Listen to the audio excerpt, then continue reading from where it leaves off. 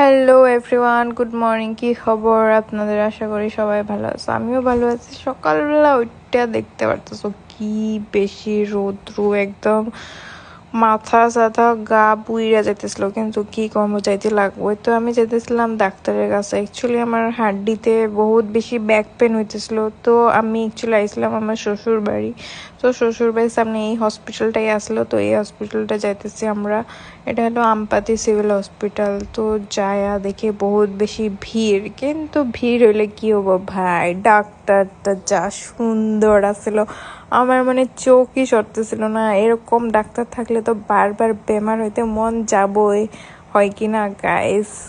তো এই আমি এক্স রে করে নিলাম, তারপরে হাড্ডিটা একটু ভাঙছে আমার অ্যাকচুয়ালি। তো ঘরে এসে নিয়ে খাইলাম লেবুর শরবত, একদম ঠান্ডা ঠান্ডা।